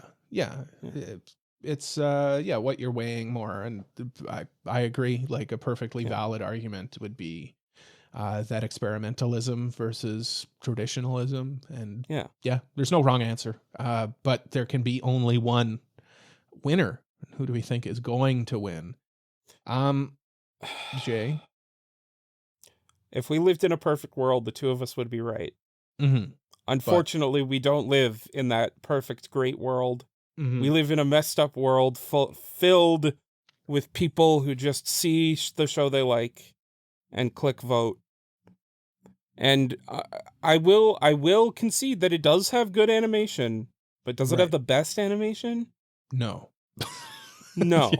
No, it does but not. The show that I think is going to win, unfortunately, is Solo Leveling. Yeah. I'll cover our bases. I'm still gonna say Demon Slayer. I feel like people just think, oh, good animation, Demon Slayer. Yeah. Next. Yeah. Kaiju number 8 did have good animation, by the way. I like Kaiju number 8. Production IG, S tier studio did a good job. B tier at best, but you know. Best original studio. If it were an S tier studio, we'd be voting for Kaiju number 8. That's all I'm saying. Yeah. True. I can't argue with that. Best original anime, Buchigiri? Question mark? Exclamation point. Girls Band Cry, Jellyfish Can't Swim in the Night, Metallic Rouge, Ninja Kamui, Train to the End of the World. Jay, who are you voting for? Holy I feel like this is a 2-horse race here. I feel like it too, yeah. Because, like, only 2 of these got anywhere near positive reception in the anime sphere. Yeah. And that's Jellyfish Can't Swim in the Night and Girls Band Cry. Yeah. But me personally, I gotta go with Jellyfish. It was a good show. Jellyfish was very good. I haven't watched Girls Band Cry yet. So I gotta vote Jellyfish then. But I feel like I know I'm gonna like Girls Band Cry. I know it. It's just I haven't gotten to it yet. Maybe we'll do a review of it at one point because it is on Crunchyroll. Ooh, it is on Crunchyroll. Finally. What will win? I think Girls Band Cry is gonna win. Really? I think Jellyfish will. You think so? I think Jellyfish still will. Yeah. Because, like, Buchigiri, bad. Nobody liked that. Yeah. Metallic Rouge, what? Mwah. Ninja Kamui, I think, was, like, genuinely, people did not like that show. People liked the first couple episodes, and then it just dropped the ball. That was one, they were like, we need a 6th, and let's throw that on there. Train to the End of the World, pretty inoffensive. Yeah. It was solid. Yeah. I'm going Jellyfish. I just feel like more people watched it, where Girls Band Cry, people couldn't watch it until recently. That's a valid argument. Yeah. I just feel like the people who did watch it really, really like Girls Band Cry. Yeah. But, yeah. Best new series, Jalian. Don. Yes. Delicious in Dungeon. Free Ren, Beyond Journey's End. Kaiju No 8. Solo Leveling. The Apothecary Diaries. Jay, what was your best new series of the year? My best new series of the year, as much as I would love to vote for Free Run, I think personally I just prefer Don a little bit more. Oh my goodness. Free Run's writing is better. And like it's a better written show. They're both really well produced. I just like personally vibe with Don just a little bit. That Science Saru sauce gives it a little bit Science extra. Saru sauce, yeah. Yeah, no, I can't argue with that. Except I will, because I'm saying Free Ren. Yeah. Again, like I just think this will go down as one of the best anime ever. Yeah. It did what I wanted it to do in spades, and then also gave me like an ice cream cone as well. It did. Just to like top it off, you know. I got a delicious meal. We went and we saw a great movie, and then we went for ice cream. and it's a great time. Can't wait for the next season. And yeah, Frieren should. Well, that's who I'm voting for. Who's going to win though, Jay? Who's gonna win? Who's gonna win? Because I know you're gonna say Solo Leveling, but I don't think it's gonna be Solo Leveling this time. I think it's up against a powerhouse. I think it's up against something, an unbeatable, an immovable object meets an unstoppable force. You know, Cole, I want Frieren. I want Frieren to win, and I'd be super happy if it did. I just don't have faith. I mean, yeah, no, I get it. I voted for Nokotan, or I said Nokotan was going to win 2 of these categories. Yeah. So I completely understand where you're coming from. I'm assuming, not to finish your thought, Solo Leveling is what you're saying. Yeah. I am going to say Frieren. I think it's just untouchable. I hope you're right. Yeah. I hope you're right. Me too. me too. Best continuing series. There's only 3 more people. There's only 3 more. We're almost there. Best continuing series: Bleach, 1,000-Year Blood Warrior Arc, Demon Slayer, My Hero Academia, season 7. 7 seasons of this. One Piece, Oshinoko, and Spy Family season 2. Ladies and gentlemen, we are in a category where I haven't watched a single one of these. So who am I going to vote for? Jay, who are you going to vote for? I guess probably be more. Personally, I'd probably vote for Oshinoko season 2 just because like it's a good season of Oshinoko. And it met every expectation I had for it. So yeah, I mean, how could you argue with that? I just want to see like what other continuing anime came out this season or this year, sorry. Like I just feel like Sound Euphonium season 3. Sound Euphonium. Yeah, like really, these were the 6 that you picked. These were the 6 anime that you decided were the one. Konosuba, Mushoku Tensei, ReZero came out. Spice and Wolf, I maybe on the fence about that one. Yeah, like there was a lot here, and these were the 6 that you picked out.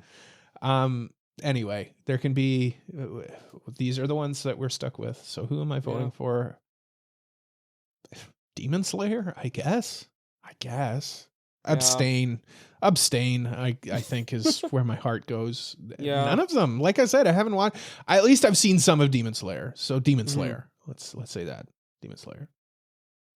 And I feel like for like who's gonna win, this is like a little bit tough because like I could see this going 2 ways.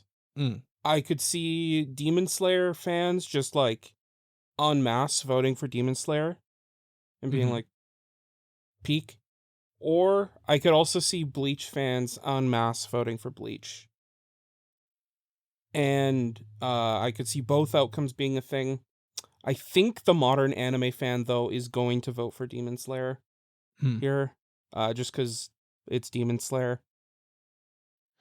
I'm going to say One Piece. I think One Piece is just always in the zeitgeist, and people like One Piece. One Piece is good. We'll see. Film of the year, again, a category that we have so much knowledge of. Hey, I've seen one of these though, at least. Haikyuu, the dumpster fire. I mean, battle, the dumpster battle. Look Back. Read the manga. We reviewed the manga. We did read the manga. Yeah. Mononoke, the movie, The Phantom in the Rain. What a edgy title. My Hero Academia, You're Next. Threatening. Spy Family, Code White, and The Colors Within. Jay, who are you voting for? Who am I voting for? It's a movie that I love so very much, and I wish more people would see it. I'm voting for The Colors Within. Interesting. I'm voting for a movie that I liked quite a bit. I'm going to say I loved it so much, but I do wish that more people saw it. I am voting for The Colors Within as well. should have been, yeah, like I really don't understand why it wasn't way more popular than it was, but whatever. What is going to win though, Jay? Who do you think? I feel like this is a one movie battle, to be honest. Okay. I think Look Back is stealing this. Hands down. Okay. I'm going to say My Hero Academia, to be honest. I feel like Look Back, it like, yeah, everybody's aware of it, but like, I don't know. I don't know. Something about it. I feel like movies are just it's a popularity contest, and a little Look bit. Back, Look Back should win, probably. I haven't seen it. Yeah. But I feel like people see My Hero Academia and they're like, yes, I love Deku and Guy. I get that. At the same time, though, like, I know a lot of people don't like My Hero Academia. Yeah. That's fair. So, that's fair. Like, I don't know. Maybe you're right, but like, I feel like Look Back, maybe it should win. Maybe that's where I'm thinking. Yeah. Well, I don't know. Only time will tell. Yeah. Anime of the year, though, Jay. This is the last one. This is the last one. Yeah. We've got Dawn to Dawn, Delicious in Dungeon, Free Ren Beyond Journey's End, Kaiju number 8, Solo Leveling, and The Apothecary Diaries. Jay, who gets your vote? Between these 6, and maybe it's out of hope. Maybe it's because I know that this horse has the best chance of winning out of anyone that I could back. Out of the good ones, at least. But I'm gonna go with Free Ren Beyond Journey's End. I'm also going for Free Ren. I don't even have to justify it. I think what's the best anime of the year. It is. I mean, it's one of the best anime, period. Yeah. What will win, Jay? Are you doing it again? Don't tell me. An argument can be made, but just this once, I want to dream. Just this once, I want to believe in the taste of humanity being genuinely good, and it's not just the aura farmers.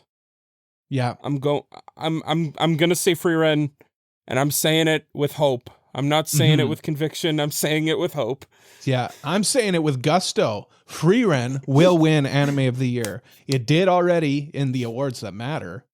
True. And I think it's peak. It is really good.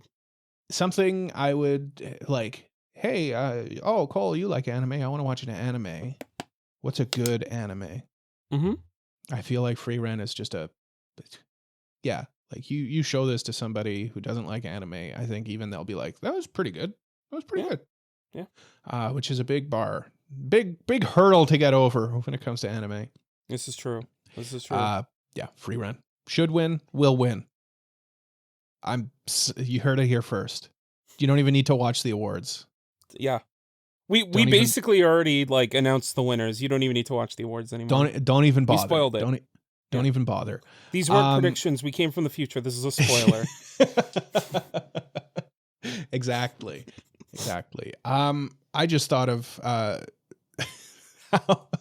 so, ladies and gentlemen, Mike's away. We all know this. But Mike, when he comes back from Japan, we're going to put him back to work, and he's going to have to edit this podcast that he's not in. And he'll have to make a thumbnail, and he should still be in it, but it should be like a picture of him in Japan in the thumbnail. Just like giving a thumbs up. Yeah, I feel like that would be funny. Anyway, that was just a side note that I thought would be a funny thing. I was thinking of like adding voice clips of Mike to the soundboard. I got too lazy, but I was thinking of being like adding Mike going like that like it's good, or I didn't like it that much, and just being like, okay, Mike, what do you think of this? Yeah. Well, we got him in the mailbag. So. He was in the mailbag. This is true. Yeah. But that's the episode. You can go through, let us know what you think is going to win all of these categories. Categories are, of course, all up on Crunchyroll's website. Go and vote for that too, as well. It's anime. We all want to support each other. Our awards are better, but theirs are pretty cool too, I guess. Ours are steeped in the seasonal zeitgeist. So like we're creating the categories as the seasons go by. So there's no recency bias for fall. Or it's pure recency bias. Every season is recency bias. Every season gets recency bias. Yeah. But that's a pro. That's an AniPro. Nice. Thank you so much for listening to another episode of AniPro. If you liked it, please leave a like, subscribe, leave a review, tell a friend about us. If you really like us, why don't you consider supporting us on Patreon, like these lovely people: Mr. Family Guy 36, Elijah Wood, Braindead, B-Dog, Peach, Frama, Kratos, Just Juzz, Mogmog, and Uncle of Light. By supporting us on Patreon, you get access to all sorts of perks, and it really helps out the show. We're also on social media at anipropod, and please join our Discord community to keep up with us and other listeners. Links to everything is in the description, or the website, anipropod.com. You know what? I'm going to do this. Remind me to get Mike to do this. Mike, I'm going to throw it over to you from Japan to lead us in a round of bye-byes. Thanks for throwing it to me, Cole. Hope you guys had a good episode without me. I had fun here in Tokyo. I am in front of the Gundam statue in Diver City. And as we say at the end of every episode of AniPro Podcasts, bye-bye. Bye-bye. Bye-bye. Bye-bye.